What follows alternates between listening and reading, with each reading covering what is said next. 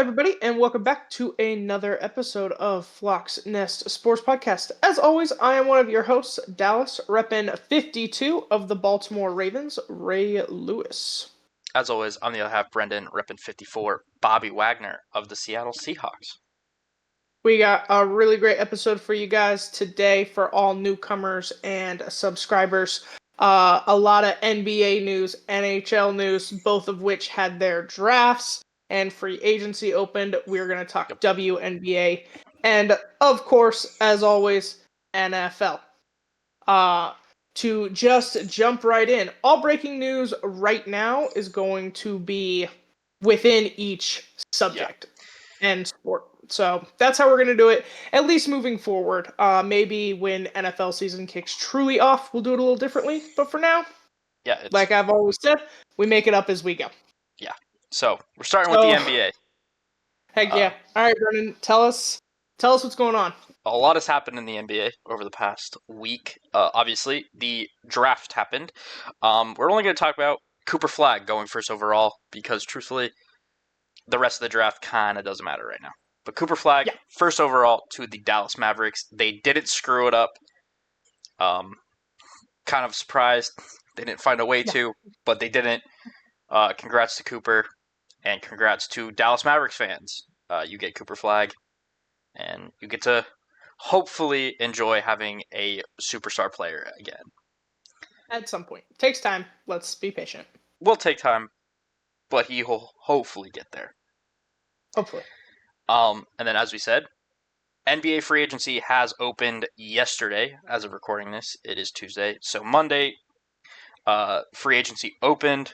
Kind of got started a little earlier with some trades. First trade was Drew Holiday being traded from the Boston Celtics to the Portland Trailblazers for Anthony Simons and 2 second-round picks. Obviously, the Celtics coming off of a kind of disappointing season. Not quite making it as far as they'd like in the playoffs, and Jason Tatum getting hurt in the playoffs, probably going to be out most of the season. So they're kind of not rebuilding, but moving towards the future-ish. Look, the Celtics have new owners and a very expensive roster that, unfortunately, I don't know how much they can do next year. Jaylen Brown is a really great player. They have a great team. But without Jason Tatum, it could be a struggle. So I'm not shocked that they're trying to move off of certain guys to clear up roster space or cap space. And kind of retool, that's the word I was looking for. Retool for the future rather than just keep spending exorbitant amounts of money. Yeah. Continuing on with the trades, the New Orleans Pelicans trade C.J. McCollum, Kelly Olynyk, and a future second to the Wizards for Jordan Poole, Sadiq Bey, and the number 40th pick in the draft that happened over the weekend. So another trade, the Pelicans kind of doing a rebuild, it seems. Not really competitive right now. So it seems they're trying to just rebuild, get better around some younger players, kind of get rid of. To be fair, the Pelicans haven't been competitive for some time, so I kind of want to say ever. I think that might be a little rude. I was trying, but you're not wrong. You're not wrong. More trades, more Boston trades as well. The Boston Celtics trade Kristaps Porzingis and a second-round pick to the Hawks. In return, they get the 22nd pick from the Nets, George Niang, and a second-rounder. The Nets were also involved in this trade, and they received a second-round. Oh, no, they received Terrence Mann and the number 22 overall pick. So it was a 3-team trade, kind of complicated. Porzingis goes to the Hawks. Terrence Mann goes from the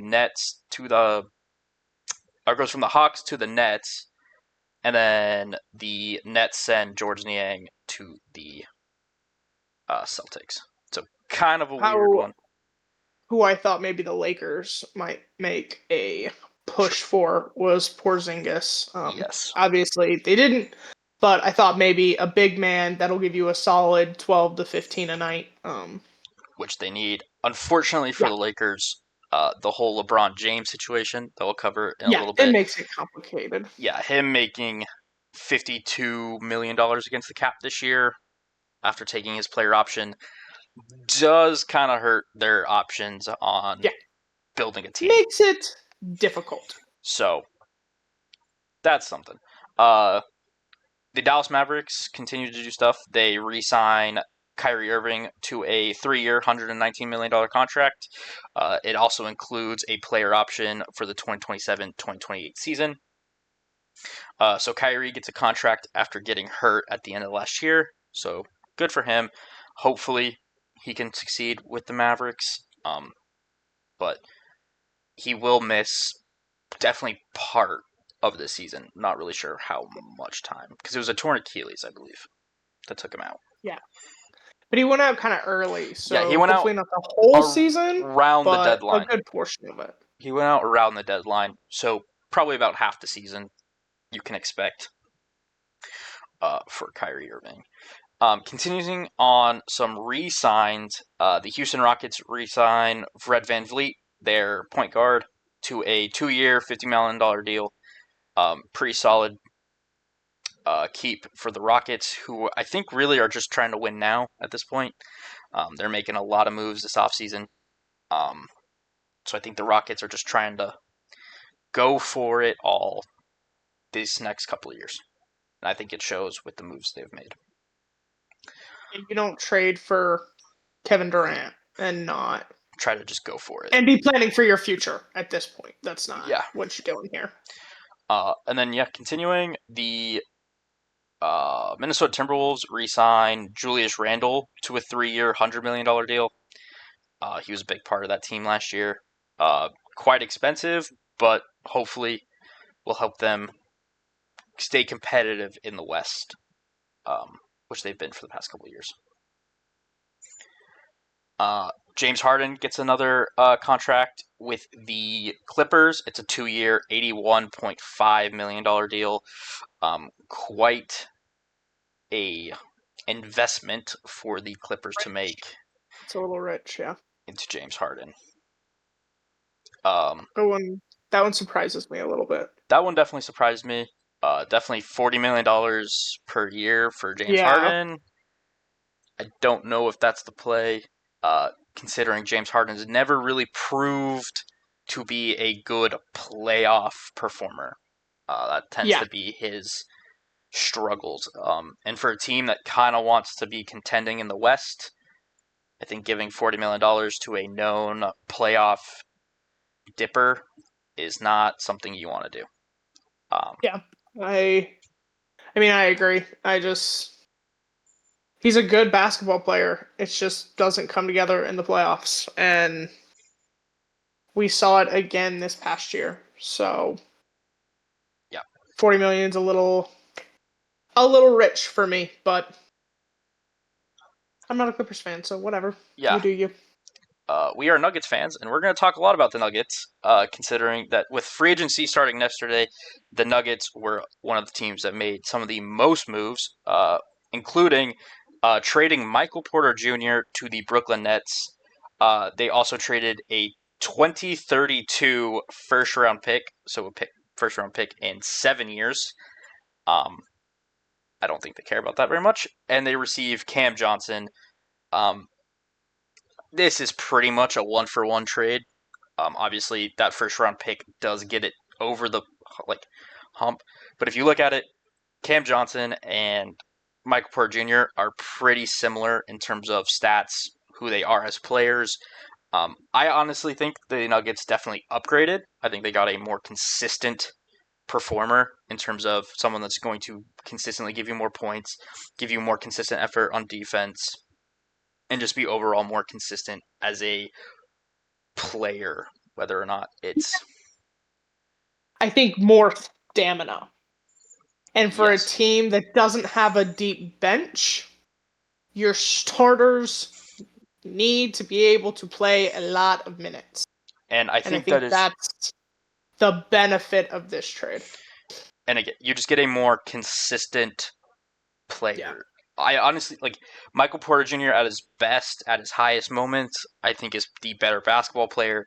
but I think Cam It's just Johnson. not. He's not that all the time. I think Cam Johnson's just a much more consistent player, and I think will fit really well within this system the Nuggets are building.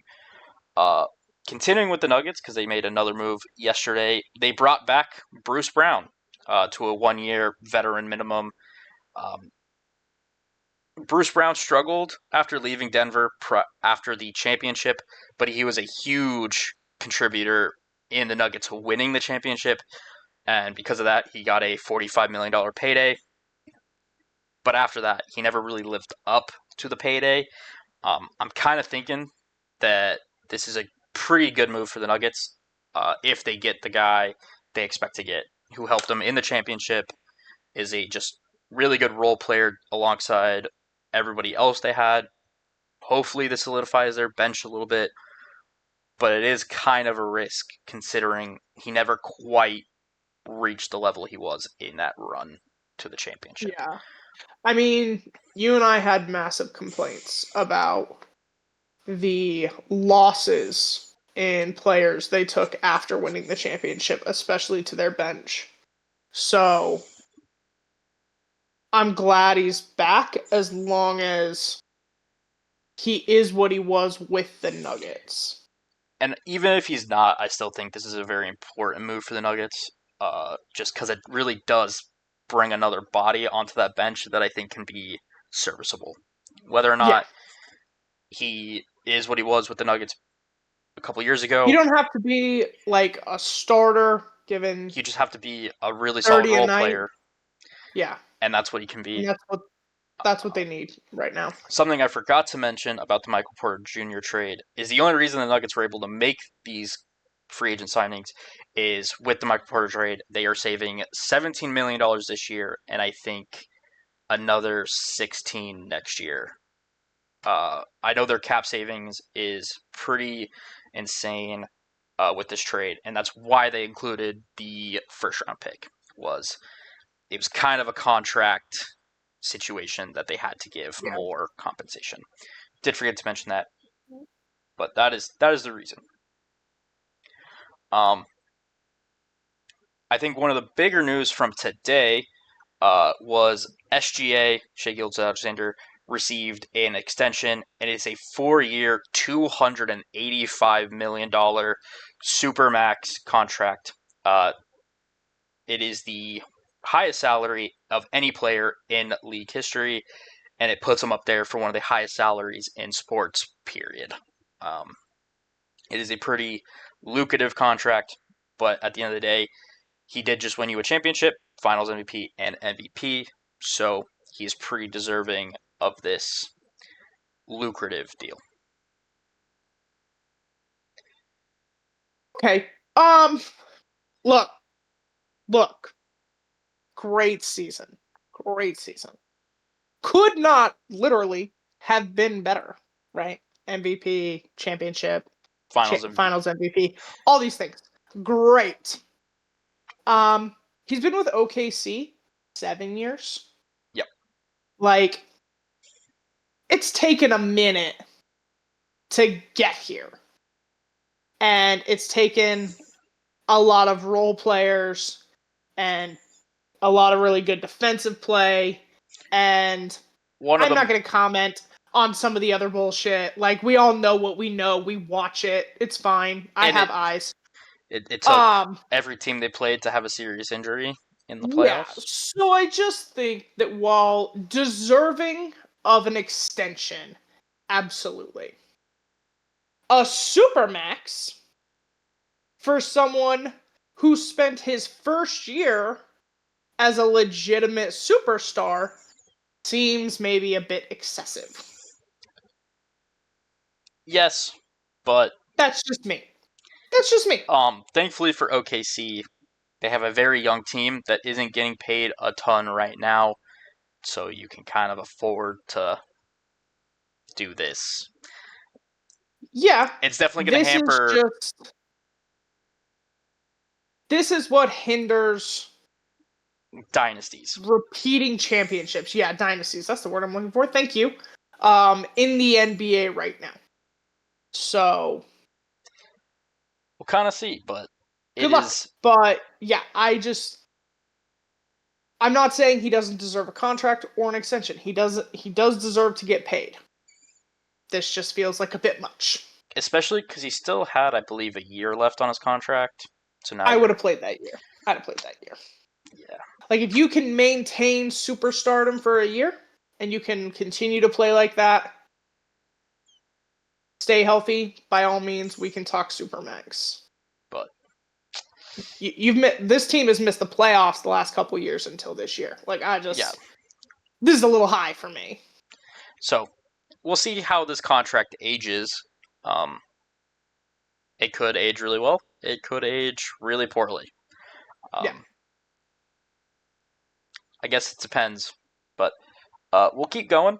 One of the bigger moves from today, the Milwaukee Bucks made two moves. We'll start with they signed free agent center Miles Teller to a 104-year, $107 million deal. Obviously, he just come off of losing the NBA championship with the Pacers, chooses to leave the Pacers and join the Milwaukee Bucks. The second move the Bucks made to be able to afford getting Miles Turner was they waived Damian Lillard and are stretching, and I'll explain what that means, his $113 million contract to be able to sign him. So what I mean by this is waiving and stretching is they are waiving him and are stretching his contract 5 years. So they will pay out that $113 million within the next 5 years. So it does give them some cap relief. Obviously, I believe it works out to like 20-ish million dollars a year, somewhere in that range. So obviously, not the best situation for the Milwaukee Bucks, but it does get them out of the contract with some cap relief to be able to sign Miles Turner and whoever else they would like. Really unfortunate for Damian Lillard, considering he tore his Achilles in the playoffs, but yeah, this is where we're at. You know, it is unfortunate, but you were going to miss the entire next season regardless. Most likely, yes. So it gives you time, but you're also still getting paid $20 million a year. So I could do a lot with $20 million. I'm gonna be honest, just one time payout. Yeah. Fuck it. He's getting it over the next 5. So to get $20 million every year for the next 5 years while you rehab, find a new team, nothing wrong with that. And my guess is whatever team decides to do it might offer him do the Russell Wilson situation and offer him a minimum because you're making $20 million. And at the end of the day, I think a lot of teams will be willing to offer you a minimum, honestly, right now, even with you not playing, just to get you under contract for the next 2 years. One for this year and then the next for when you're actually back. So I do find this interesting because those are not the most headline names in Milwaukee. So I don't know what this will mean for Giannis and his future. And it's been conflicting on the reports we've gotten because a lot of some reports have been he was a big proponent in bringing Miles Turner to Milwaukee, but then he's also very upset that they released or waived Damian Lillard. So what that means, not sure. I imagine he'll end up playing for Milwaukee this year. We'll see what happens at the end of the year. I think the advice I can give is I think Giannis should stop having an input on this team because I'm not going to say that hasn't gotten you into trouble, but it's gotten you into a little bit of trouble. Hasn't helped you win a championship. Not in a while. You got the one. You got the one. You did get the one, and that was a big championship. So, continuing, the Denver Nuggets back with another move. They trade Dario Saric to the Sacramento Kings and get Jonas Valanciunas. So backup centers swapping places. I think this is a fantastic move for the Denver Nuggets. Obviously, Dario Saric did not play very much for the Nuggets last year, kind of just rode the bench. So you bring in a legit backup center that will play minutes, which is what the Denver Nuggets have needed pretty much Jokic's entire career. Has never really had a backup center his entire NBA career. So finally get him one. Hopefully it works out for both teams. But Nuggets still making moves. And then the Milwaukee Bucks still making moves. They bring in Gary Harris on a 2-year deal. Should just kind of be a role player for them, but was really solid. Has just been a solid-ish NBA player his entire career, so should fill a pretty decent role for them. Obviously, following Damian Lillard, maybe not what you want, but we'll see what happens there. I don't expect him to be their starter. I expect him to come off the bench with a starter coming up soon. Just to double check that nothing else has happened while we were recording, because things are just happening. The Denver Nuggets made another move today. They made two. They signed Tim Hardaway Jr. to a vet minimum. I think that is a fine move. Just a vet, kind of been in the league forever. Pretty solid three-point shooter.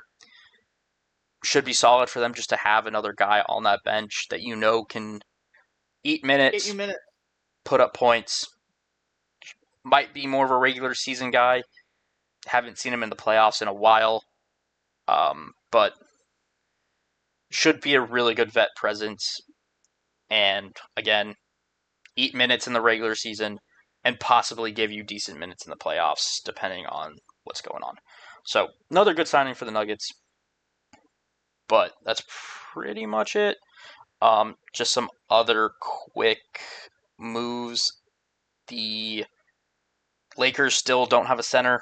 It seems like they might get DeAndre Ayton, who was bought out by the Blazers. That seems to be their number one target currently. But that is yet to have anything happen. And that's pretty much the big ones. Jordan Clarkson going to the Knicks was another big one. Obviously got bought out by the Jazz.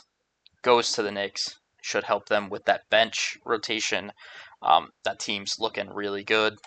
See what their head coach looks like. Still don't believe they've hired anybody to fill that role. So we'll kind of see what happens there with the Knicks. And beyond that, kind of smaller moves that don't really matter.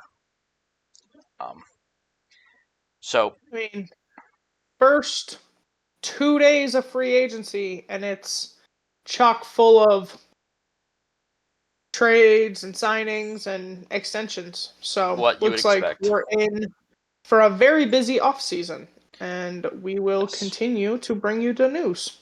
Yeah, so I expect a lot more to happen. I expect more to happen while we're recording this. So if anything happens, I guess we'll let you know. But at this point, that seems to be really it for now with the NBA. Nice. Well, then we shall move on. Smaller section. Just some WNBA cleanup news. We're going to start with the EuroLeague. Did wrap up with Istanbul winning that. They have a longer name. I'm not even going to try to pronounce that. Don't need to be offending everybody on the planet. With Emma was their MVP. So congratulations to them. All Euro players should be returning to their respective teams. Sans the ones that have chosen not to return to their team. Candace Parker choosing not to return to the Fever is interesting. I think it's just a conflicting goals.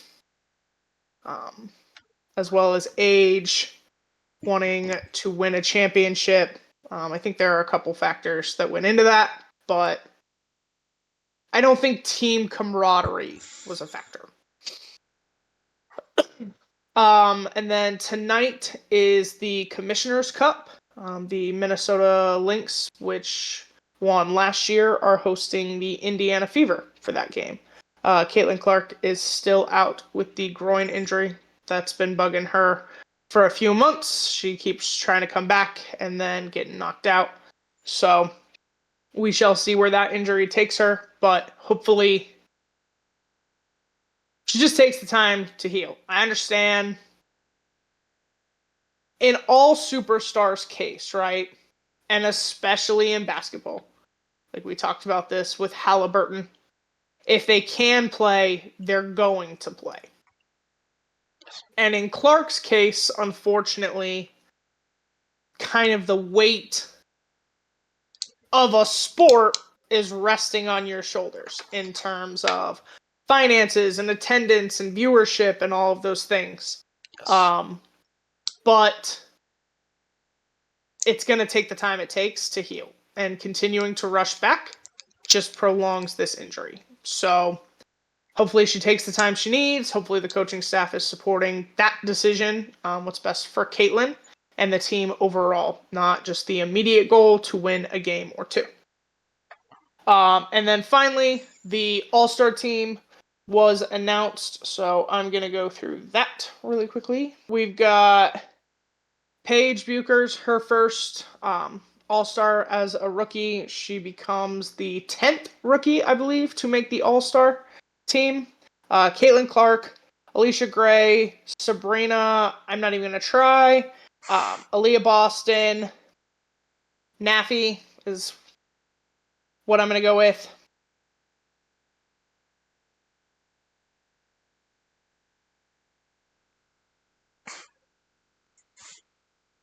Agwumike, Sato, Brianna Stewart, Asia Wilson. Those are your starters. Still waiting on the reserves. Caitlin Clark and who was it?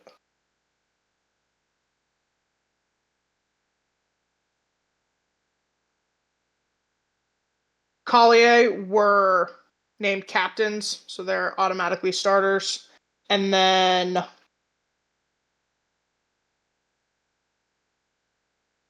yeah,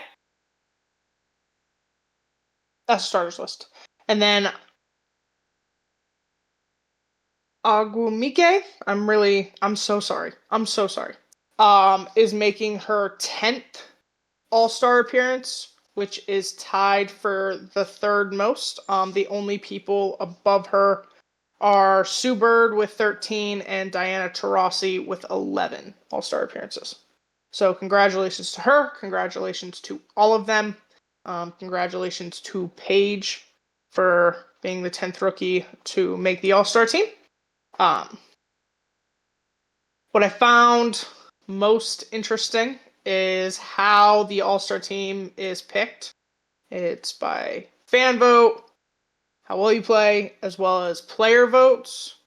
Caitlin Clark was ranked 9th amongst players.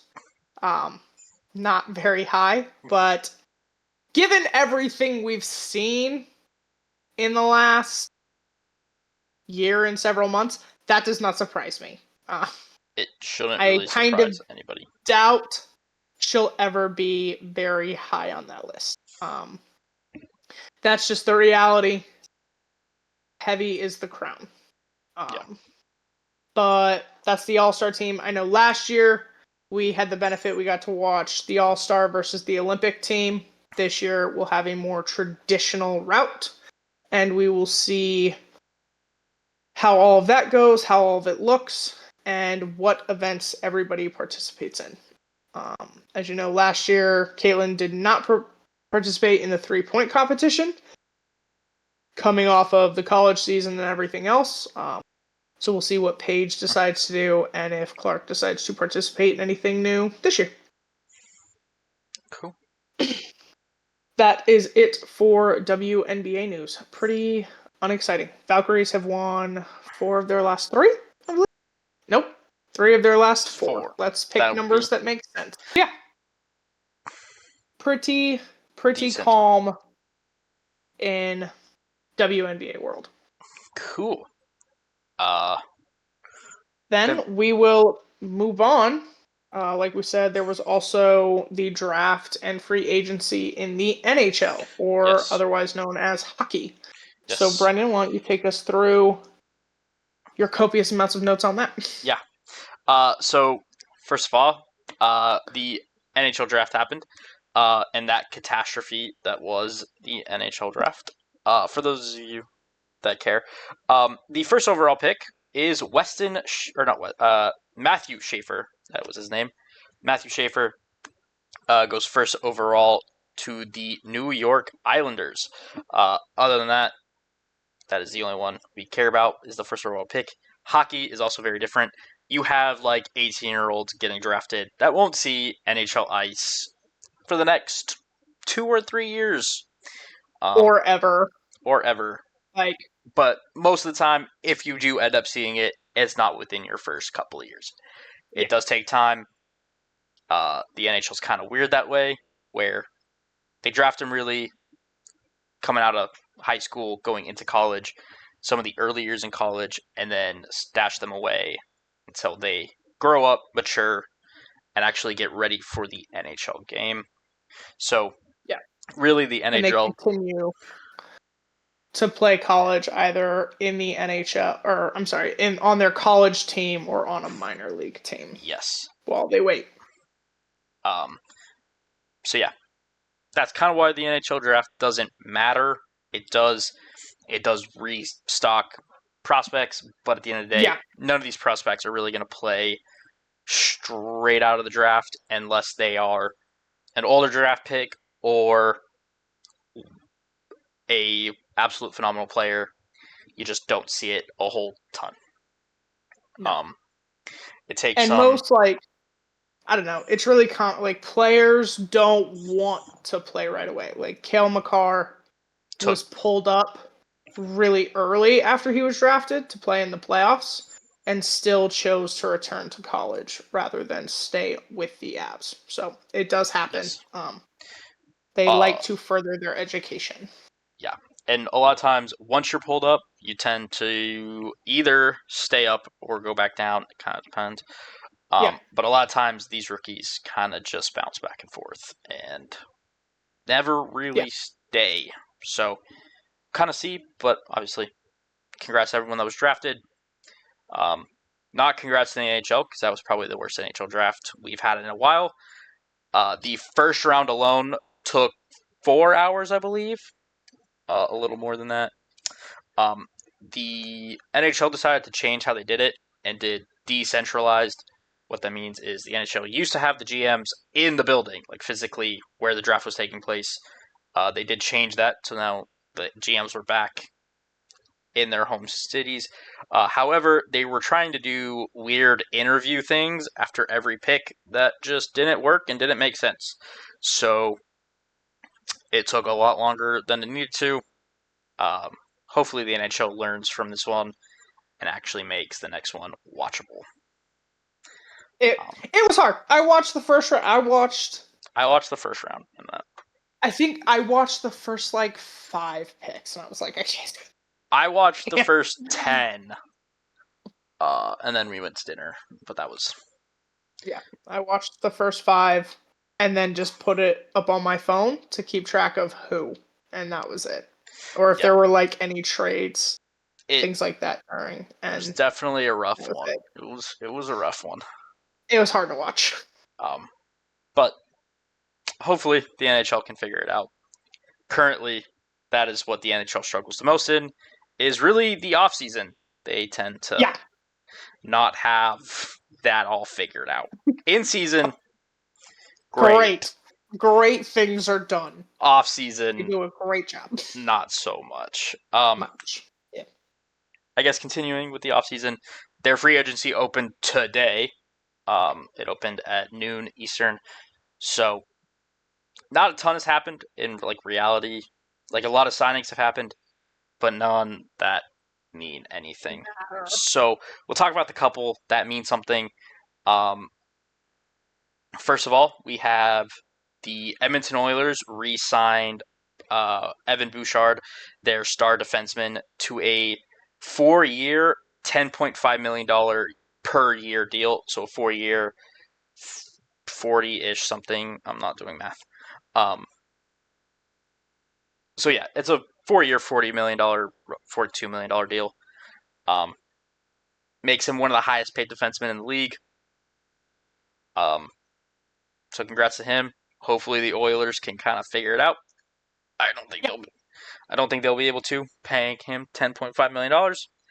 But I think it's going to make it hard. I think it's going to make it hard. Considering they're about to pay Leon Draisaitl 13 point something, and then McDavid only has one more year left on his contract. And McDavid is still the best player in the National Hockey League, and that'll remain that way till he retires. Probably forever. So, not really sure what the Oilers are going to do, but they at least did re-sign their key defenseman. So, they did something. Moving on to the Florida Panthers, who managed to somehow, some way, re-sign 3 of their key contributors to their Stanley Cup run. They re-signed Brad Marchand to a 6-year deal. I don't have any of how much they signed for. They re-signed Brad Marchand to a 6-year deal, Sam Bennett to an 8-year deal, and Aaron Ekblad to an 8-year deal. So 3 really key players in their Cup run re-signed. Not really sure how they're doing it, but they are. So go them. The only contract there that I don't think will age very well is the Brad Marchand deal. He is a bit older, giving him 6 years. Didn't make a ton of sense. A lot. It's a lot. But you're also winning championships, so you're kind of like, fuck it. Well, I don't know. Who are we to question it at that point? Yeah. You're winning championships. You've definitely been one of the better teams in the NHL over the past several years. So, do what you're doing. I'm not really going to question it. And then, something that I think will be really important to talk about, and we'll talk about it all, we have a trade between the Vegas Golden Knights and the Toronto Maple Leafs. The Toronto Maple Leafs send Mitch Marner to the Vegas Golden Knights. In return, they get Nick Waugh. Mitch Marner just signed a deal with the Maple Leafs at an 8-year, $12 million deal that happened right before being traded. So this was a sign and trade situation. The reason you do something like that is the team that has controllable rights prior to free agency is the only team that can give a player 8 years. Otherwise, the max is 7. So Vegas and them came to an agreement. That was kind of like, he's going to be a free agent anyway. Why don't you pay him 8 years this term, and we'll send you something in return. So that's what happened. However, there are some other things that make this deal very interesting. The Toronto Maple Leafs might have gotten away with a little bit of blackmail. Just a little bit. Because prior to them signing Mitch Marner to the deal, they essentially went to Vegas and were like, we will trade him to you, and we'll sign him and trade him to you. You must give us something in return, as you'd think. And essentially they were like, you should do this, or else we're going to go to the NHL and accuse you of tampering. And in all likelihood, the Vegas Golden Knights did, in fact, tamper with Mitch Marner. However, that does sound a lot like blackmail on the part of the Maple Leafs. A little sketchy. You went to a team and essentially said, we're going to get you in a shit ton of trouble because tampering in the NHL is heavily punished. In the NFL, we joke about tampering, and it's like, maybe you lose a draft pick or your owners find a lot of money. In the NHL, it's a very big deal. It's also a lot easier for the NHL to rip teams away from owners. Yes. They take that shit incredibly seriously. So while it's a little funny, to be accused of tampering is a massive deal, which is why it worked. Yeah. It very much did, because Vegas does not want an investigation into that. Nope. Because my guess is it's not going to come back great. No. No. Because No. Mitch Marner has known that he was going to be a free agent since the beginning of last year, which means you have a whole year of you possibly Things you could possibly look at. Yeah. The wrong text, the wrong email, the wrong email. literally anything. Y'all were in the same area on the same day 7 months ago. Yeah. It's not good.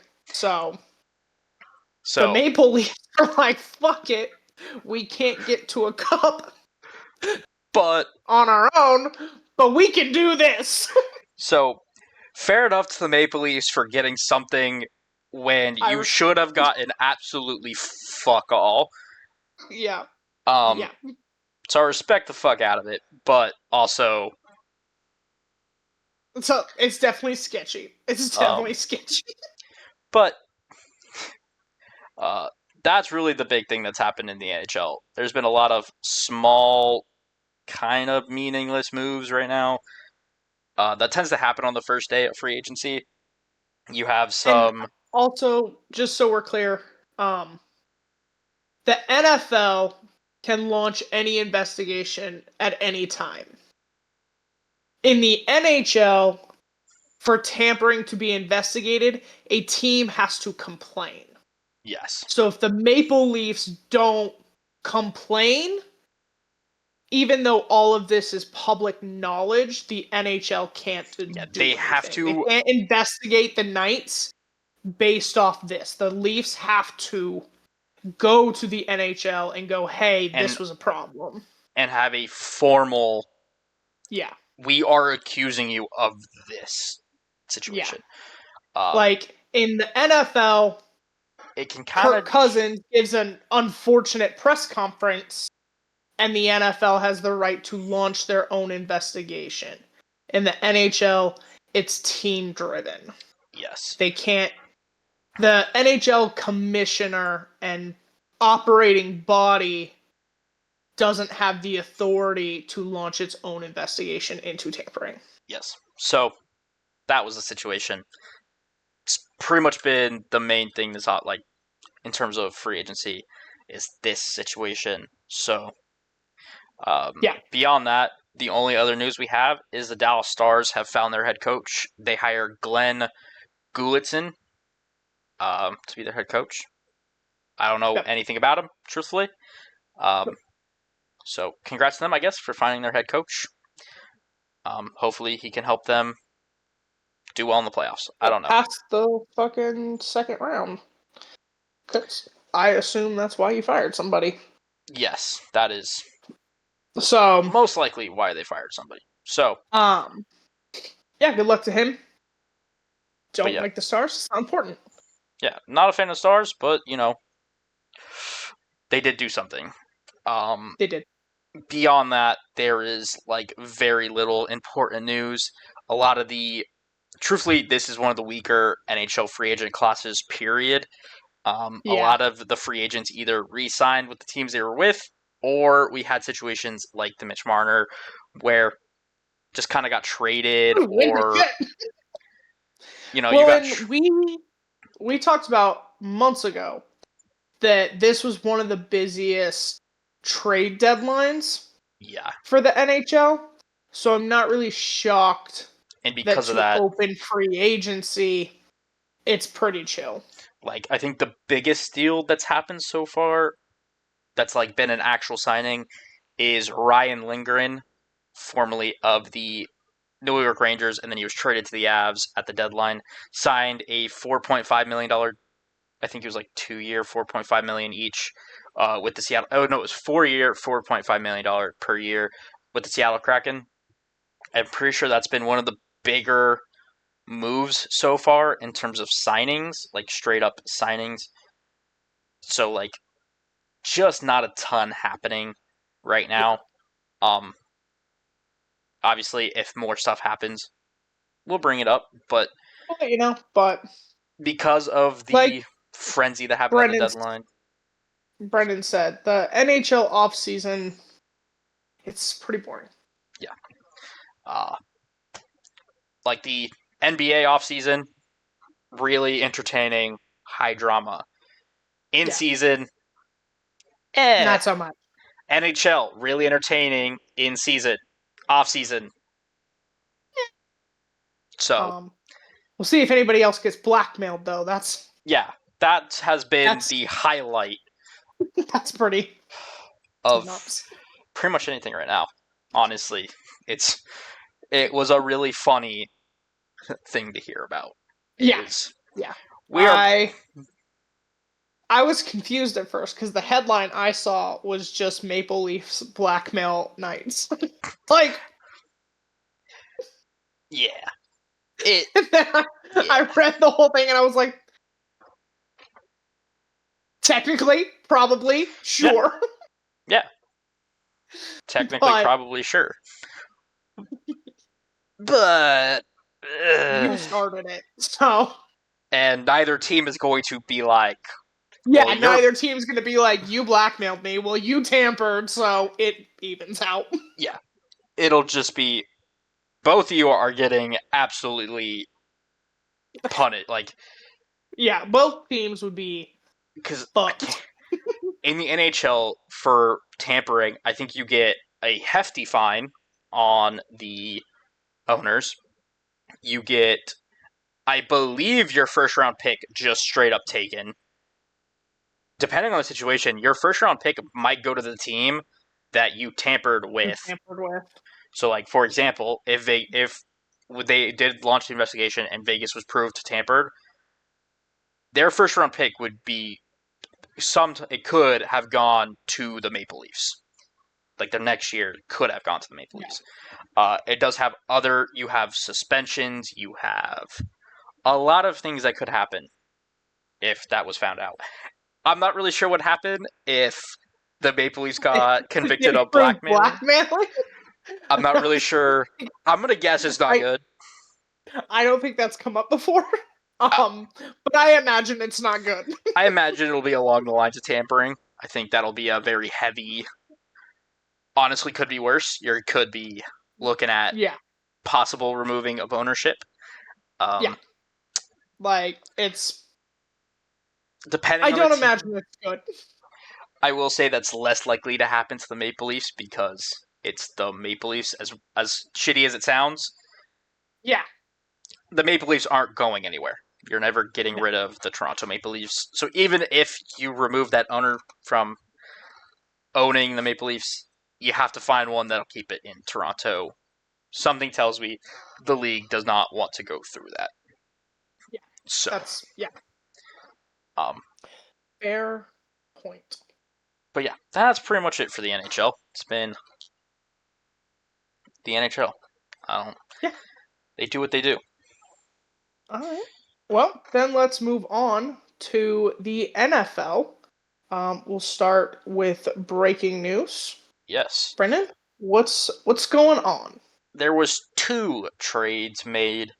I'm going to count it as 2. Technically, it was 3 the way it was reported. Yeah.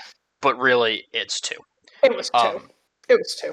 So the first one is the Pittsburgh Steelers trade Minkah Fitzpatrick to the Miami Dolphins in exchange for Jonnu Smith and Jalen Ramsey. I do believe there was also a late pick swap in there somewhere. I don't give a fuck. I wasn't going to find it. So that happened. The Steelers continue to do things that I feel like they think are pushing them over the top of an 8-win season or a 9-win season, when really it's just making it so that they might win 10. Probably not, but look.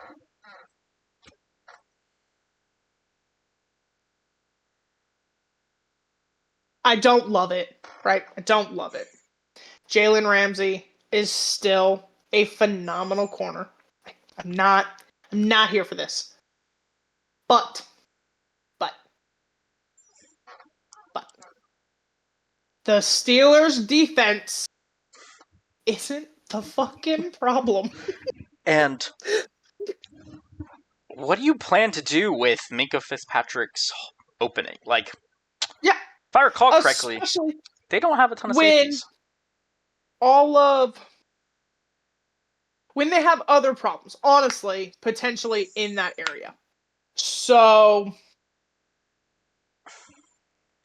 Yeah. okay, And then the like, Jonnu Smith part, I'm like, all yeah, right, that's for Arthur. what? That's Arthur Smith just wanting his tight end back. Yeah, Is really like, what happened. Is you stuck Aaron Rodgers with him, and in order to do that, you had to bring in our Jonnu Smith so that he was happy.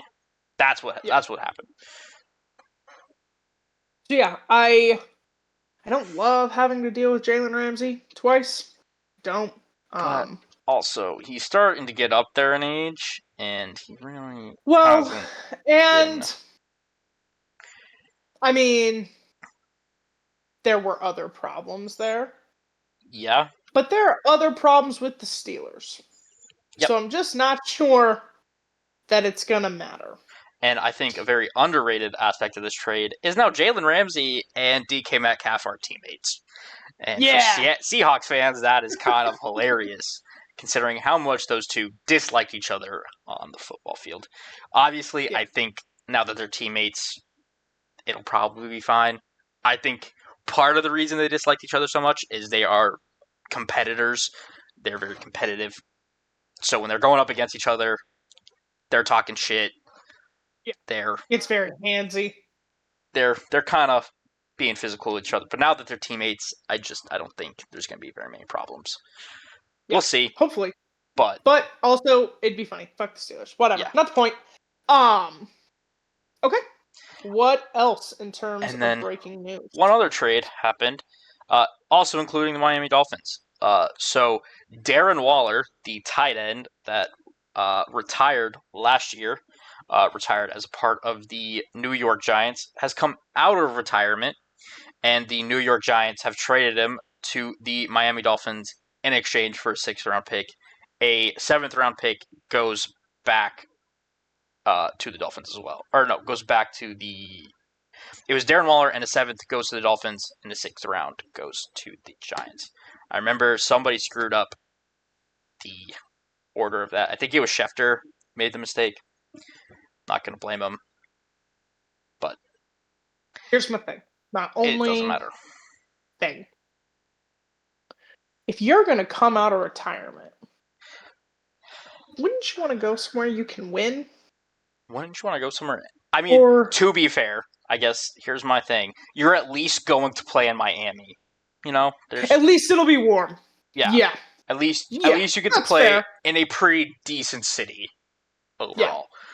For a team that doesn't utilize a tight end, Near has enough. quarterback questions, Has probably get bounced early in the playoffs if they make them.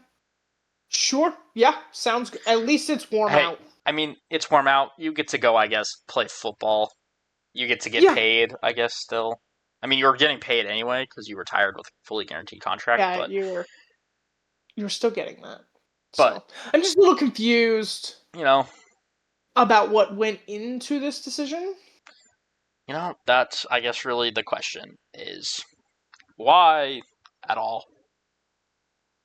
And I guess the only person that can answer that is Darren Waller. So Yeah, I guess we'll fair enough to wait him. and see if he announces Why? anything. What he says, he'll be asked. So Yeah. we'll So wait and see. go him. Have fun, I guess, playing in Miami. That's pretty much it.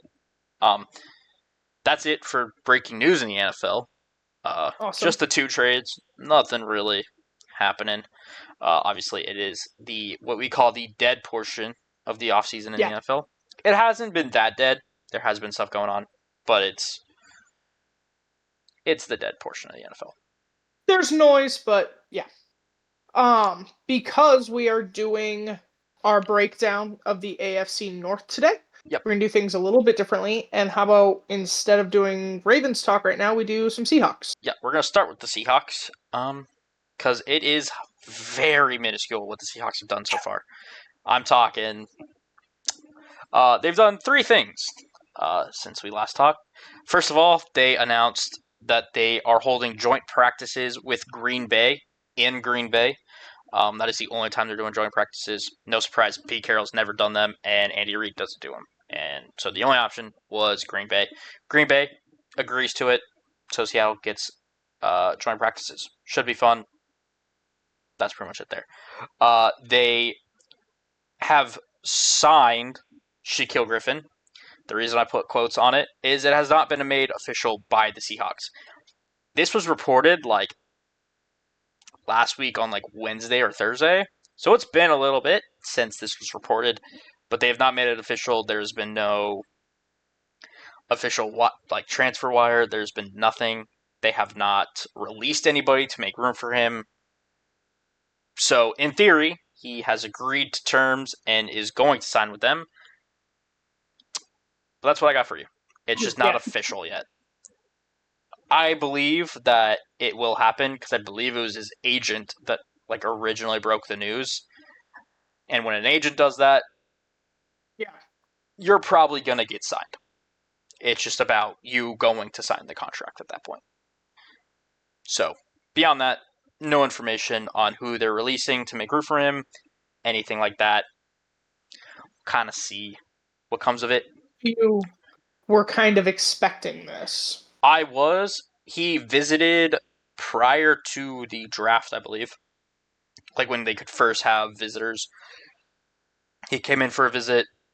Obviously, was drafted by Seattle, played 4 years here. Was pretty solid. Ended up getting a really big payday with the Jacksonville Jaguars. Hasn't really ever lived up to that payday. Did have a decent season last year with the Vikings in a limited role. So I really think this move for Seattle is just bring him in, see if he's got anything. Yeah, you really have nothing to lose with this. He's a vet. Corner is kind of their weakest position. I think their starting corners are really strong, but beyond that, it's not a ton of depth. So if this is just a depth signing, I'm all right with it. And that's probably what's going to be. I don't think he ends up making the roster unless he comes out in camp and preseason and lights it on fire. He's got an uphill battle to make it on the roster. But it's not impossible. Speaking of training camp, the Seahawks start their training camp on July 23rd. So we are officially in the month where football will actually kind of do things. Training camp starts in July, goes through the game. I think, yeah. This month. The Rams play a game on the 31st. Yeah. There's a game. There's a game of football. I think it's probably the Hall of Fame game. I think so. I did not look that far into it. I'm going to be honest with you. Yeah. But we're officially into a month where big things are happening within football. So should be really fun. Hopefully we can get into it when that comes. Nice. But beyond that, that's what Seattle's done. They've been very quiet this week, which I don't mind. So, there we go. Cool. Well, moving on to the Ravens. They've not done shit, actually. I have less news than Brendan. So I just kind of pulled some stuff together. Ravens, related, adjacent, whatever. It's in the realm. Yeah. Starting with former Ravens, Tucker's NFL investigation has wrapped up. They concluded that they are going to suspend him for 12 games for this 2025 season. He is allowed to sign with a team right now, and he is allowed to participate in training camp as well as preseason. His suspension kicks in, I believe, August 25th. He has chosen not to appeal the decision at the recommendation of his attorney to try and get back with a team as quickly as possible. I don't know how that's going to look for a kicker. Most teams only keep one on the roster, and when you're suspended 10 games, I think at most, if there's an injury late in 2025, he could look at signing somewhere. But especially when last year's film wasn't great, I don't think there are a lot of high expectations for that. He did put his Maryland home up for sale. So I think he's intending to either return to his hometown. I apologize, I don't quite know where that is off the top of my head. Or try and sign somewhere else. We'll see. I know there were a lot of posts about Tucker has chosen to retire because he doesn't want to play for anyone but Baltimore. Those are fake. Just so we're all clear. I saw multiple over the weekend. I fact-checked multiple times. Tucker came out and said this. That's not real. So if you're seeing that, if you follow certain accounts on Twitter or TikTok, Tucker has not made any kind of statement like that. That's not happening. I don't know that he will ever play football again, but he has made no official announcement that he's done. So there you go. The Ravens obviously already moved on, much like I expected they would. They moved on in May, apparently thinking that's how this could go. So the battle between the two kickers they signed continues. Moving on, Kyle Hamilton got engaged. Normally, I would never bring this up because not my business, but I was scrolling, I saw it, had very little news, thought I'd put it out there. So congratulations to Hamilton and his fiance, whose name I don't know, sorry. For training camp, the Ravens training camp also begins July 23rd, and they will be having joint practices with the Colts. They only ever do joint practices with one team, and it is typically their third game. So that is what they have going on. It's safer that way. Yeah. The Ravens have a couple fighters on their team that it's just better. It's just better to only have one. But they enjoy it. I think it's good for them. I think it helps not quite have slow starts. The starters get to go against opposing offenses and defenses and just get some real reps in before the start of the season when the majority of the starters don't play in preseason, which I expect to continue this year. So that's it for Ravens news. Yeah. We will just move into the breakdown of the Baltimore Ravens from a AFC North perspective, like we've done with everyone else. We're going in order of how you finished, and the Ravens did win the division last year. Yes, they so did. Brendan, do you want to talk to us about their cap space? Yes. So obviously we're kind of in the point where cap space no longer matters, but the Ravens do still have $15 million left. That's plenty, really, to start the season. I believe they don't have any rookies that they have to sign at this point, unless I'm missing one. I think all their rookies are signed, unless there's one I'm missing. Not 100% sure, but I think they have them all signed. Last I checked, the only one left was Green. That checks out, actually, because the second round picks of like every team got fucked up. Yeah. Because of the first two picks in the round all got fully guaranteed contracts, and that's not normal for the second round. So I think every team that had a second round pick is kind of sitting there going, we really didn't think we'd have to negotiate whether you're getting a fully guaranteed contract. So yeah, I think Green, last I checked, was all that was left. Because Malachi got his, everyone else has been signed. It's just Green. Okay. So I did miss one. Kind of thought if it was somebody, it would be their second round pick. So I was right. Beyond that, they have plenty of space to do stuff, but we're in that point where all you're really doing is adding minimum contracts.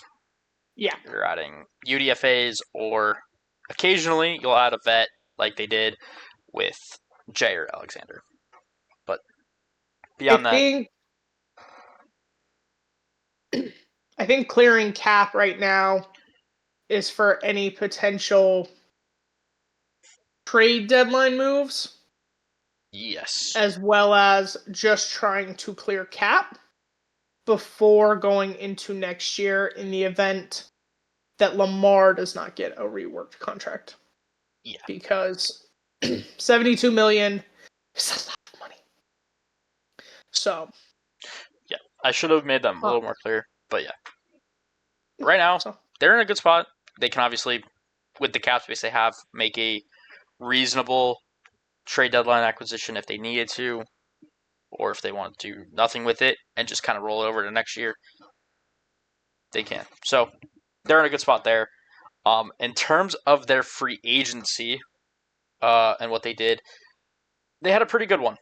I'll kind of get into it. With players, they got, obviously, they got Jair Alexander pretty recently from the Packers. They brought in DeAndre Hopkins from the Chiefs, Chidobe Awuzie, the corner from the Titans. A lot of re-signs. They brought back Derrick Henry, Ronnie Stanley. They brought in Joseph Noteboom, the left tackle from the Rams. Re-signed Rashad Bateman. Re-signed Patrick Ricard. Some big ones there. Brought in John Jenkins, the D tackle from the Raiders. Brought in Cooper Rush to be their backup. And re-signed some other Adarius Washington, Ben Cleveland, and Tylan Wallace were really their other re-signs. In terms of players they lost, Deontay Johnson, obviously, walked in free agency. No surprise. They lost Patrick Macari, their right guard. Tre'Davious White, who they brought in last year at corner. Nelson Aguilar, who is still a free agent, hasn't signed anywhere yet. They lost Malik Harrison to the Steelers. They lose their guard, Josh Jones, to the Seahawks. Their backup QB, Josh Johnson, to the Commanders. Their kick and punt returner, Steve Sims, to the Seahawks. Linebacker, Chris Board, to the Giants. Brandon Stevens, one of their corners, to the Jets. And Kadir Ismail, who we had mentioned from his dad being on Hard Knocks, went to the Raiders. That's pretty much it. The Ravens kind of lost some other people that don't really matter.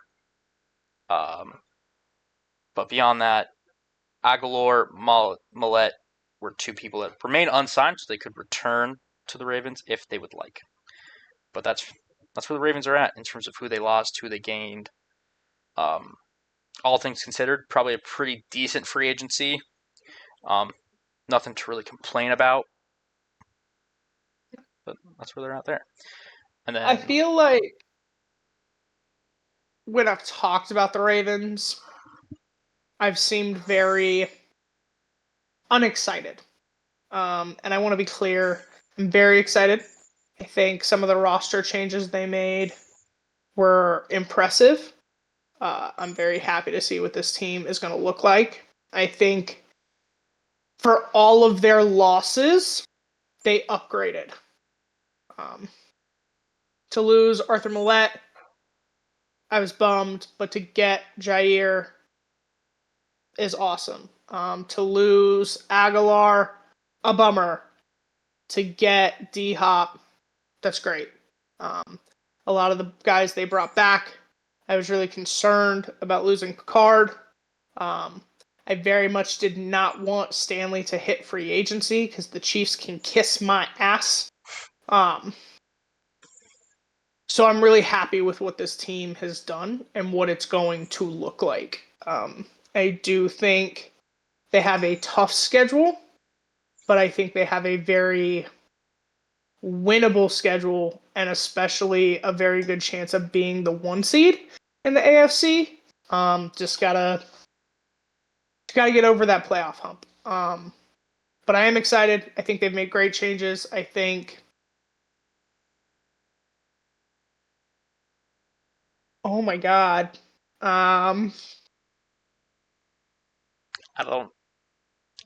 EDC There you go. continues to make great moves and run that front office very efficiently and very effectively. Yes. But enough about what I think. Let's look at what the players think. Yeah. The Baltimore Ravens ranked 13th out of 32. I did this a little bit when the grades first came out, so I'm going to do it briefly. And then I've had a very long time to think on it and reflect on it, and so I'll give kind of a general statement. Cool. Their lowest grade, or let's start, their highest grade was team travel with 11th. 95% of Ravens players, they feel they have a comfortable amount of personal space on team flights, ranking them 7th. Players believe that their team's travel schedule is somewhat efficient, a rank of 14 out of 32. Older players appreciate that their head coach allows them to stay at home before home games instead of sleeping at the team hotel. This is very common for the Ravens. They've been doing that for over a decade.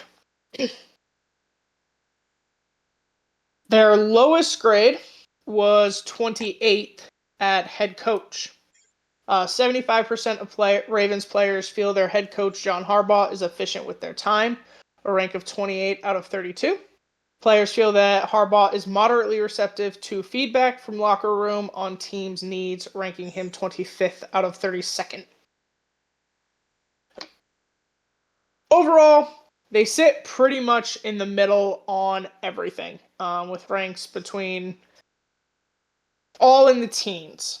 Ownership. I'm sorry. Ownership was their highest grade at 9th with an A.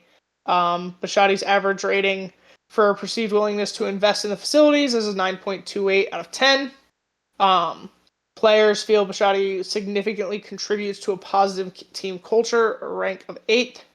And players feel that Bisciotti is extremely committed to building a competitive team, a rank of 9. So we'll just start there, because that's where I'm at.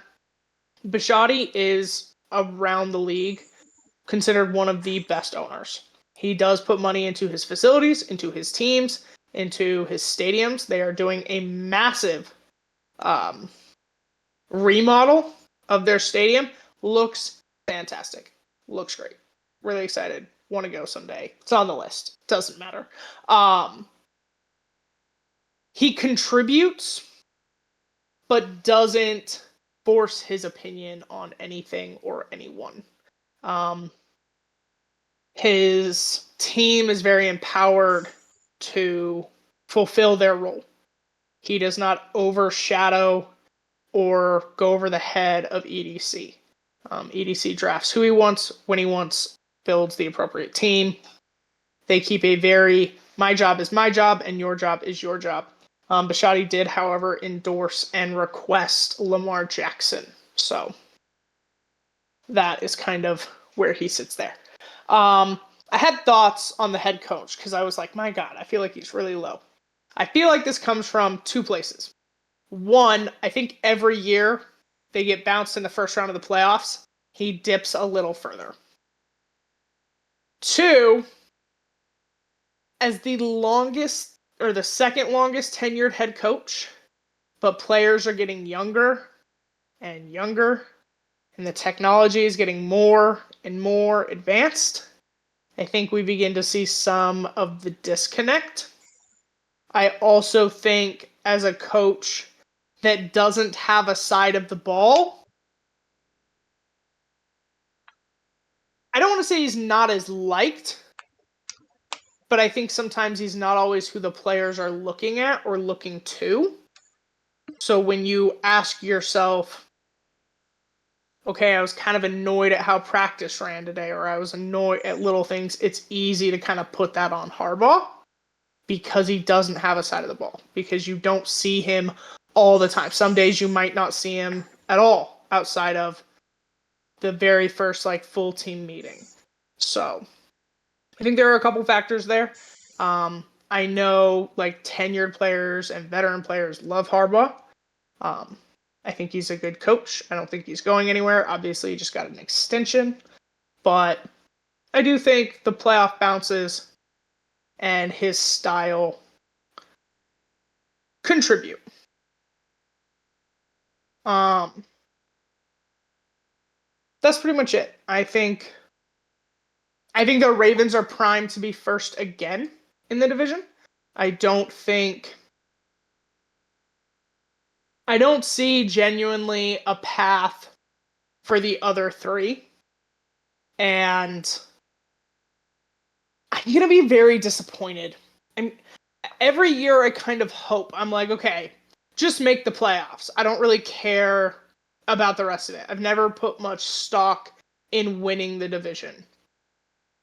I was excited last year because it was the first year we were going to get to see Lamar and Burrow kind of duke it out for the division. I think we're going to see that again, but the Bengals would have to become a competitive team for that to matter. Yeah. This is the first year I go into the year thinking you should win the division. You shouldn't even struggle with that. Like, the way I've looked at the Bills for the last several years, or the Chiefs the last several years, like, this is the Ravens' time.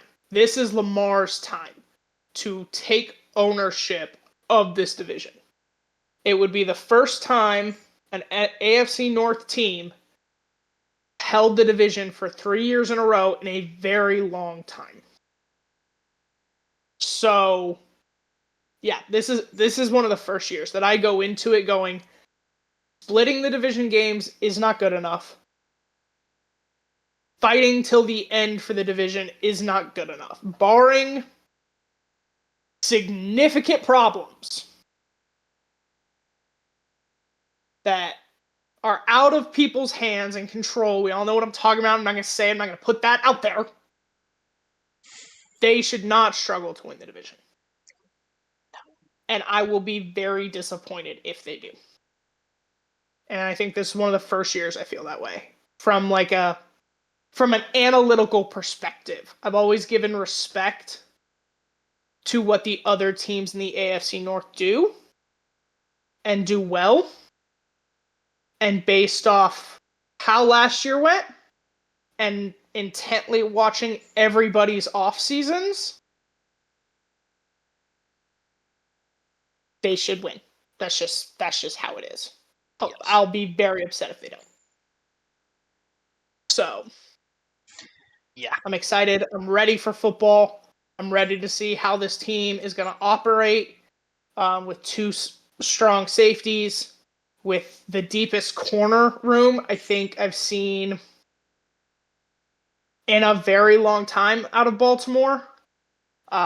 A team that wants to refocus on defense, especially going into the third year of Monken's offense. I think defense really does need to be a priority for Harbaugh and for this coaching staff.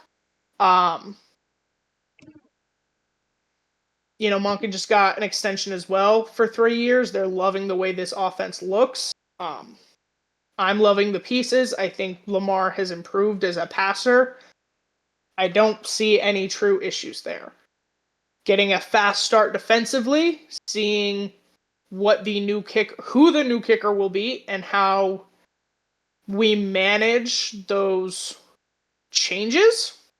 I think all of that's important, and I'm excited. But should win the AFC North. Yeah. I mean, considering what everyone else in the division did. Yeah. I think you should win. I'm gonna be confused. I'm gonna be angry. I'm gonna be a lot of things. Yeah. If we don't.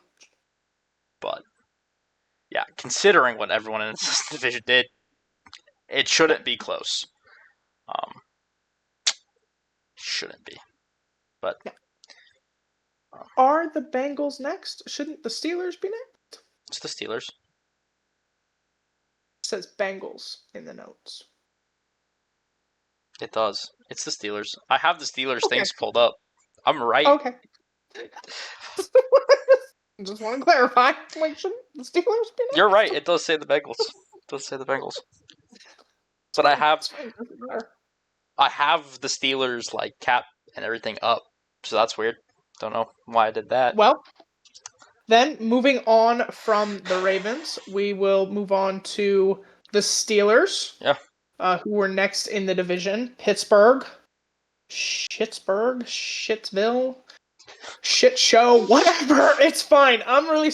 Steelers fans don't watch this. They do not No. want to sit here and watch a person in a 52 Baltimore Ravens jersey talking to them for 2 hours. I promise you, Steelers fans don't watch this. Yeah. And then I'm wearing a Seahawks jersey, so Yeah, I'm no help. That's not my like, conference. I don't give a shit.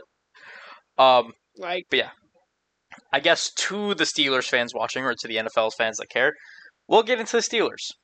we'll do it.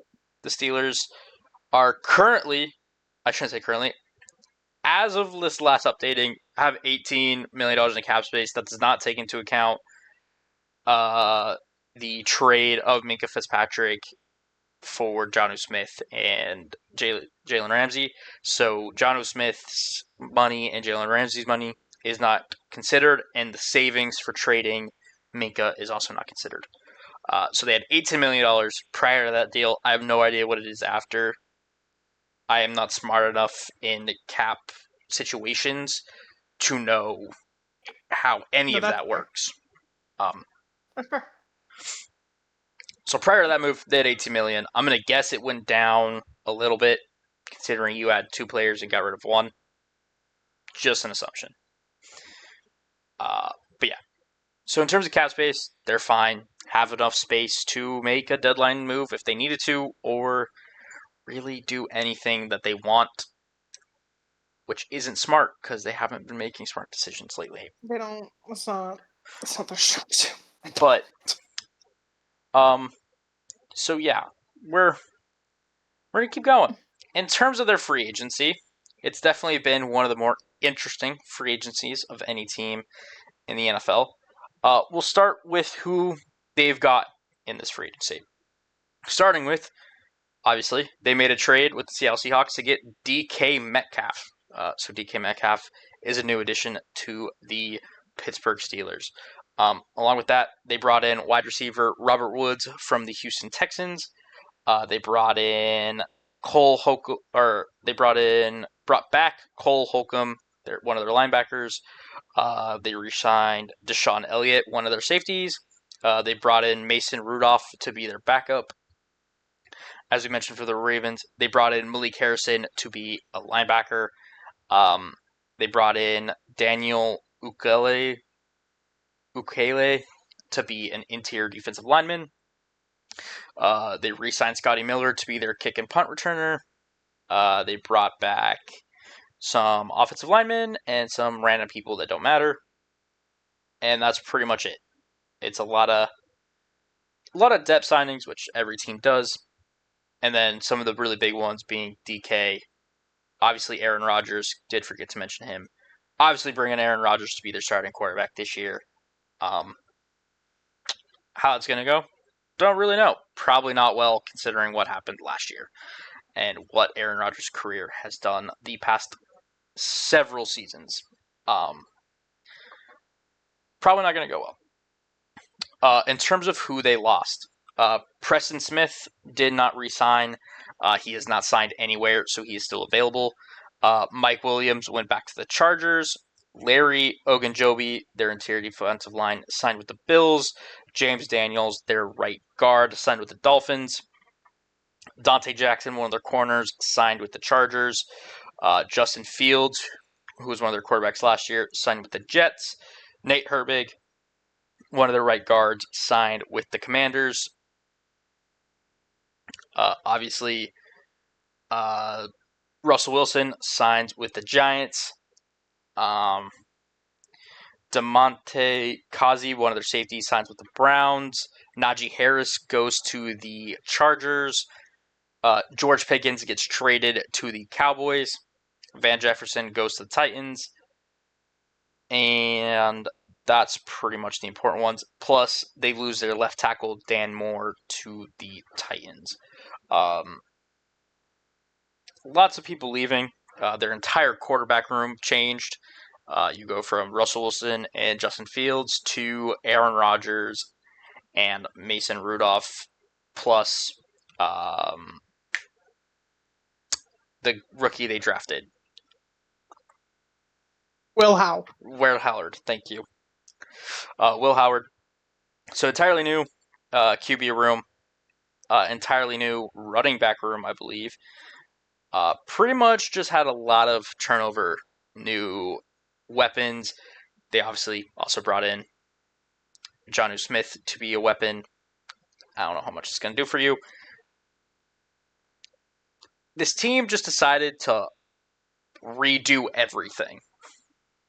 And I don't know how well that's going to go for them. Look. The Steelers need a rebuild. Like, I think that's very apparent, right? To go 10-8 and bounce in the first round of the playoffs should not be the goal. Anybody's expectations. It most certainly should not be the technically most winning franchise in the NFL's standards. But I'm very confused about how we're doing it. Yeah. And I'm confused about what the end goal is. I think bringing in Aaron Rodgers was a terrible decision. All of your numbers and your moves that you've talked about are great. The other thing, the other problem, or the large gap, is they currently have a problem with their best player. Yeah. Kind of TJ Watt is refusing to sign his new contract. Either it's not good enough, the money's not good enough, or he's sitting here like the rest of us going, what's the motherfucking plan? What's the plan? Because I feel like the plan is just to win 9 games. It's like, to be a winning team. But no choice we've made has affirmed that. Like, honestly. Your plan wasn't, so far what I can tell you is the plan wasn't to completely tank and rebuild.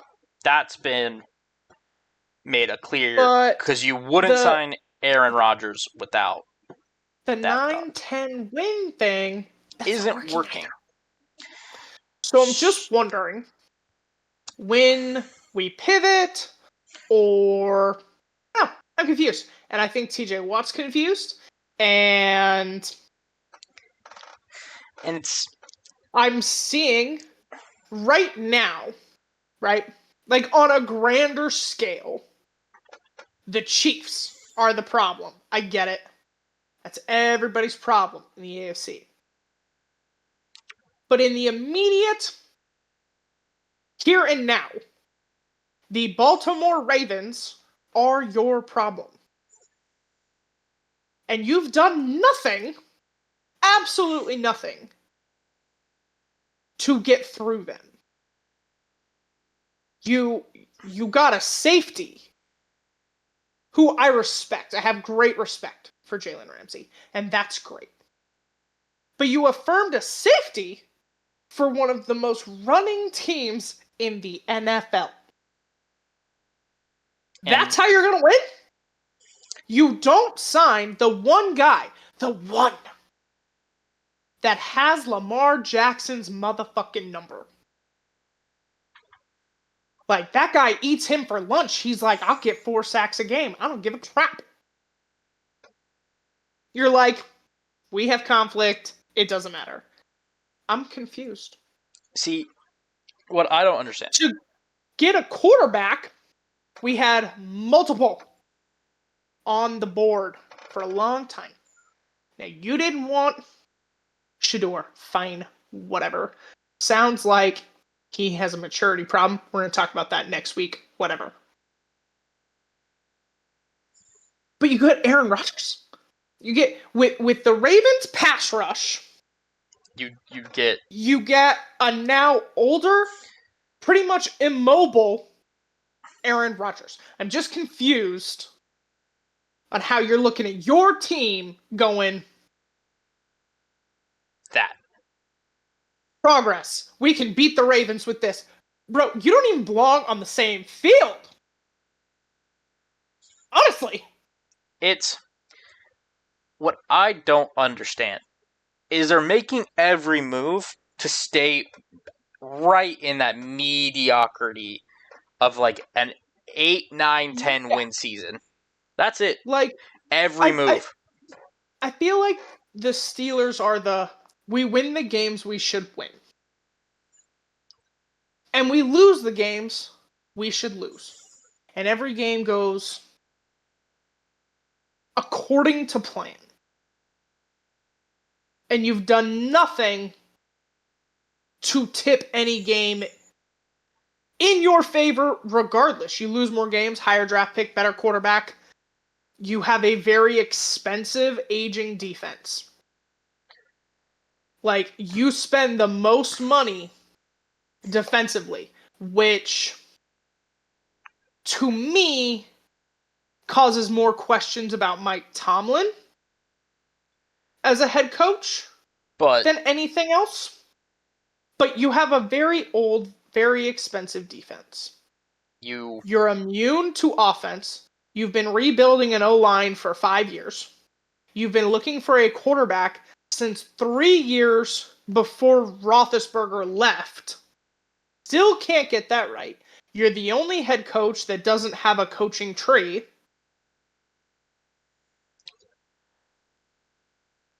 What is this franchise?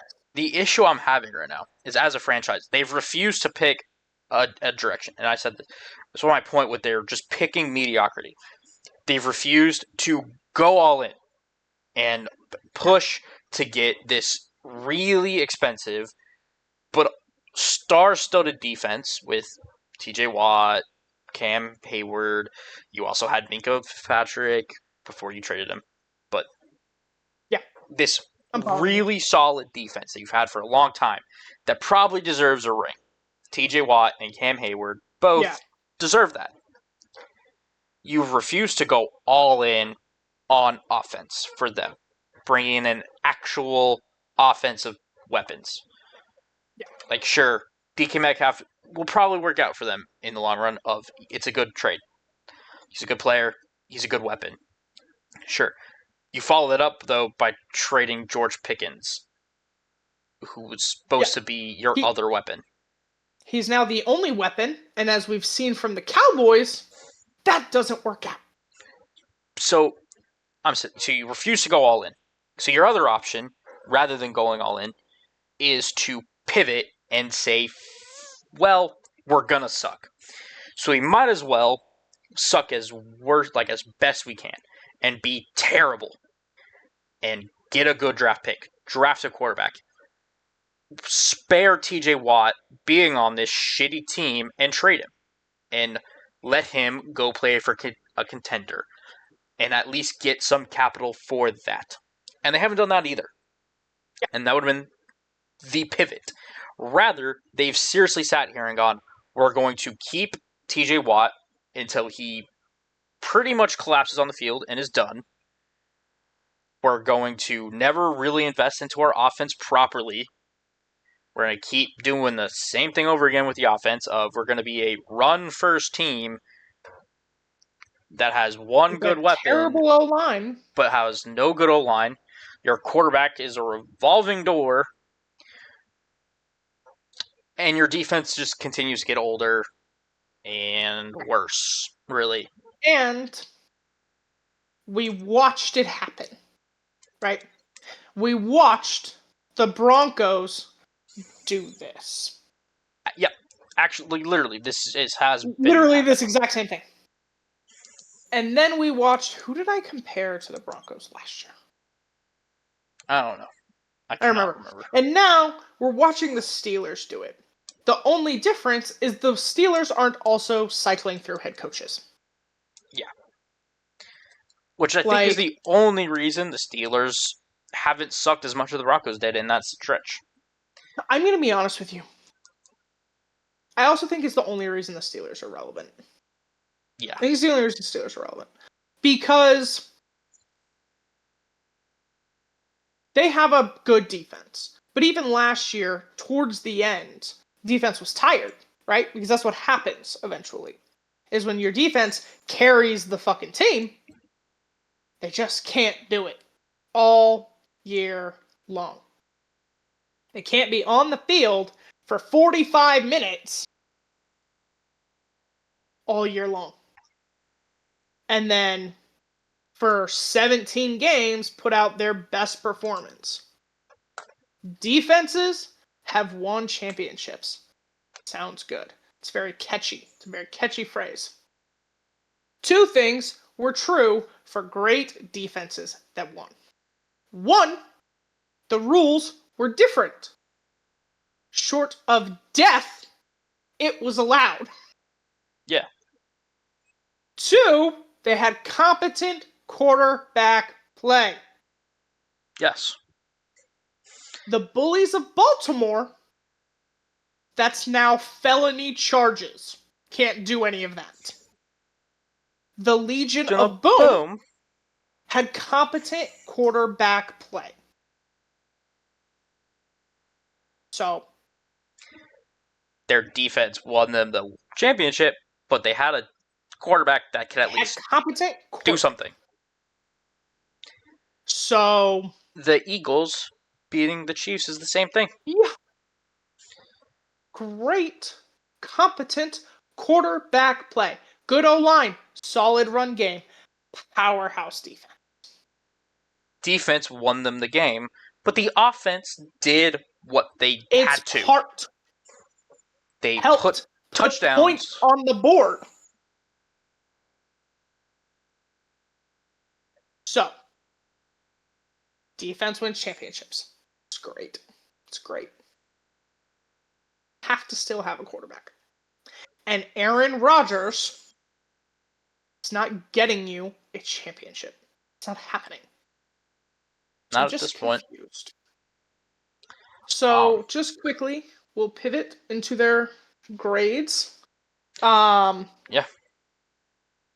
Highest grade was head coach. They came in at 7th. 95% of Steelers players believe their head coach, Mike Tomlin, is efficient with their time, ranking him 15th. I'm a little confused how he got 7th. The players feel that Tomlin is moderately receptive to locker room feedback on players' needs, also ranking him 15th. So when you put 15 and 15 together and then you divide them, you get 7. So, okay. I don't understand that one very much. A little confused by that, but okay, whatever. Their lowest grade was strength coaches. They came in at 32nd. 75% of players report they get an individualized training plan from their strength coaching staff, ranking them 31st. Players feel that their strength coaches slightly contribute to their overall success, a rank of 32 out of 32. I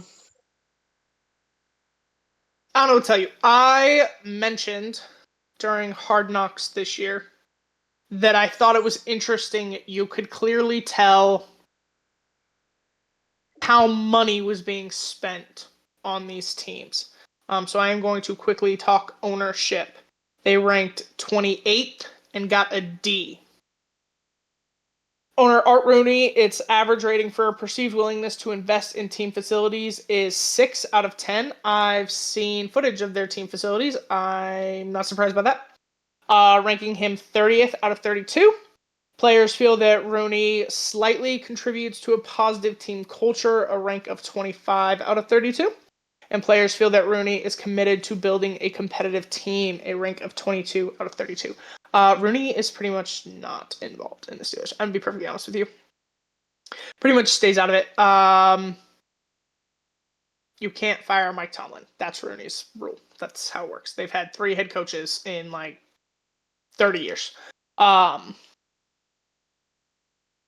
So I'm not surprised. Again, I've seen the inside of their building. Not overtly surprised that they don't spend money on much of anything. Except for their defense, which they're failing to do now. So, just confused. I do not think they're a threat to win the North. I don't. I'm looking at the roster. I don't think it got better. I'm not convinced it got worse. It got worse in places.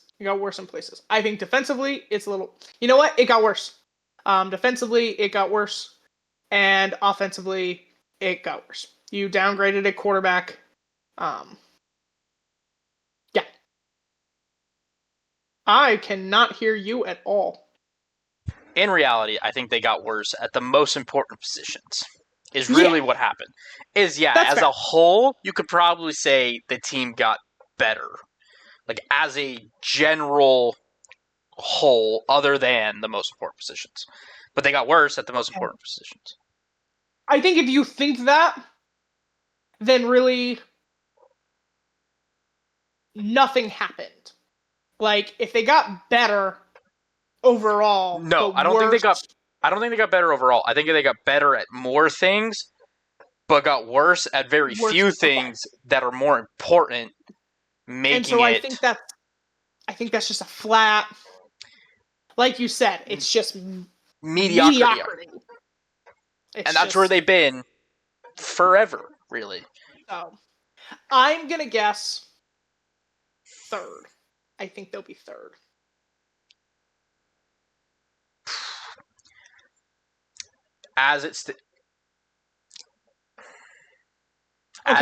Here's what I will say.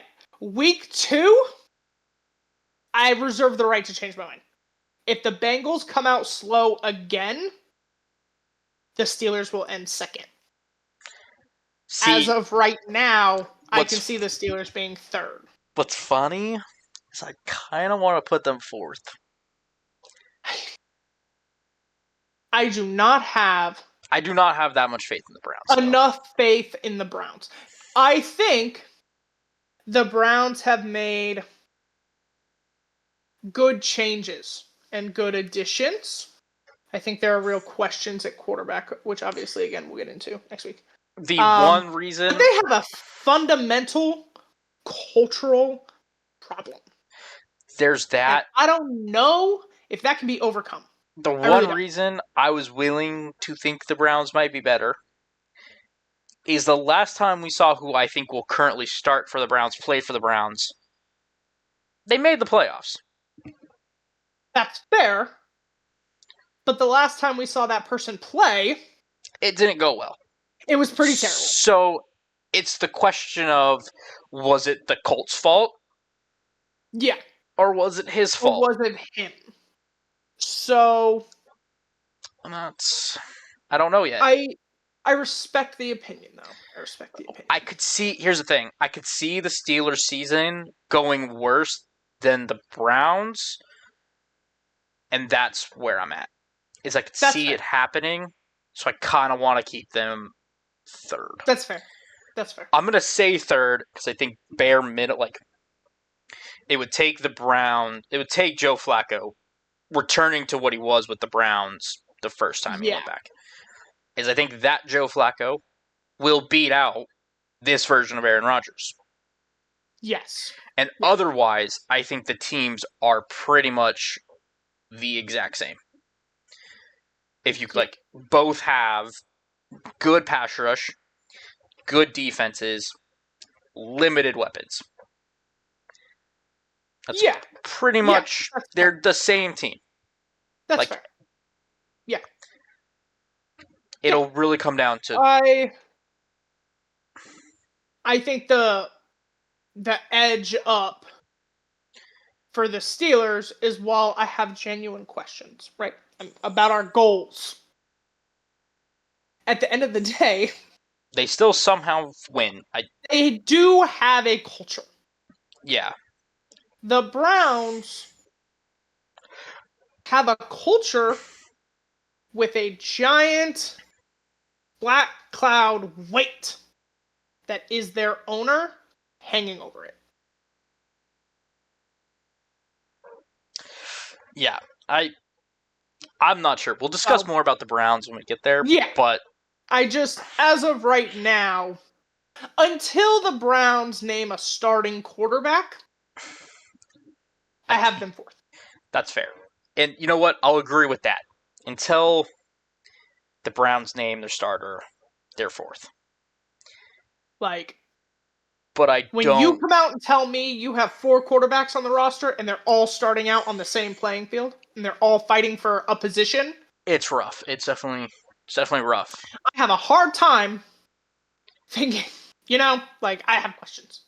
So, but for the Steelers' point, I see third. Yeah. Truthfully, I don't think they can get to second. As weird as it sounds, I feel like for them to get to second, though, they can. It would It take. has to go like last year. Yes. And Really, you know what?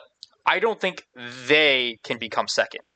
I think the that's fair. Bengals can become third or fourth. Is That's really fair. Okay. how I'm going to state this. Is I don't think the Steelers can win enough games themselves to be second. Yeah, no, that's It's fair. whether or not the Bengals lose enough. Yeah. Okay. That is a fair point. I can agree with you there.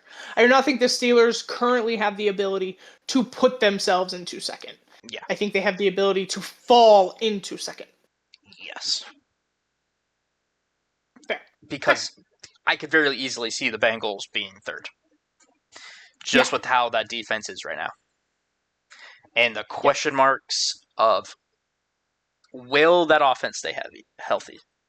Yeah. Again, offense stays healthy. The defense is still a problem. I just have less questions. And then it's... Yeah. No, that is a good point. That's where I'm at with the Bengals and the Steelers. All right. Well, then we will move off of the AFC North next week, or move off of those two. Next week we will wrap it up with the Browns and the Bengals. Not in that order. Not Bengals in that order. And the Browns. Yeah. Bengals did come third. So yeah, we will finish off the AFC North next week. We will bring any news we get from the NBA, NHL. We will definitely bring more baseball next week. The MLB is definitely kind of in the slow period too, where they're just in the middle of their season. Just playing a crap ton of games that just don't matter. Oh my God, why? I think we'll be more focused on the MLB come like All-Star break. I think the All-Star break. Only news that I do know of is Ohtani returned to pitching. Yes, I do. I think a couple weeks ago, so I do apologize. I know. But he now off of the shoulder surgery, I believe, elbow, one of those. Yeah. He is back to pitching. I think he is still a relief pitcher. He's not pitching full time. I just do know he has. I know he started recently, but he only pitched like 2 innings. Yeah. So he got his first start in a while, but they only pitched him for 2 innings, so it kind of doesn't count. I know he did well in the 2 innings. And then I saw something. Man, I should have come in way more prepared for this. Never mind. We're just gonna not. We're gonna not, because I think this was a long time ago, and I don't remember. I think I might have talked about it. Yeah. So yeah, we will try to get into more baseball come like the All-Star break, when games will start mattering a little bit, and we can get like the All-Star game talk and then into baseball. Gives us time to kind of watch games, understand what's going on before we come in with baseball. So that's the current plan. Good. I don't know when their All-Star break is, actually. I know it's coming up soon. Like, it has to be soon-ish. I would assume. But beyond that, we'll talk more about baseball as things come up, too. If, like, news happens, obviously, we'll bring up baseball then. But beyond that, we're still looking for more sports to watch. Nothing's really going on. Obviously, July 15th is their All-Star game. July 15th. So it is coming up pretty quickly. Yeah. So, shit, that's 2 weeks from now. We'll end up talking about it. So yeah, 2 weeks gives us time to actually collect baseball things, news, knowledge, what's going on, who we think is set up right. So pay attention for that. We will get into baseball. I promise. It may not seem like it because we really haven't been talking about it, Oh, we're but getting there. we're going We are to. getting I there. promise you. We do want it to be good content if we talk about baseball. Yeah. Like, at the end of the day, that is what And we're in striving order to for. do that, we just gotta know a little bit more than we know right now. Yes. So So be on the lookout for the baseball stuff. Obviously, we will bring more news as the NHL and NBA continue their off seasons. The WNBA is still going on, so we'll bring you WNBA news. If there's anything else you guys would like to see, now's the time. We can get into new sports. We can talk about other shit. Um, that's pretty much it. So yeah, let us know if you have anything you want us to talk about. It could be specific teams of any variety. Could be sports. Could be whatever. We want stuff we'll to talk figure it about out. this. We want stuff to talk about this summer. Give us something. Yeah. But beyond that, just make sure to like, subscribe. Let us know what you think of the episodes. We'd love to hear some feedback. Let us know what we can improve on. Make sure to follow us on X. We have been doing more show announcements. We'll be better, I promise. Follow us on TikTok as well. We will start doing little clips of important things that happen. Not sure if we'll do any this week, but in the coming weeks, as bigger things start happening, we will definitely start doing clips. So follow us there on TikTok. It should be the same handle as we are on YouTube at Fluxness Podcast. Same with X. It should just be at Fluxness Podcast. So all that being said, I think that does it for this episode. So thank y'all for joining us. I've been Brendan. Yeah, I've been Dallas. Thank y'all.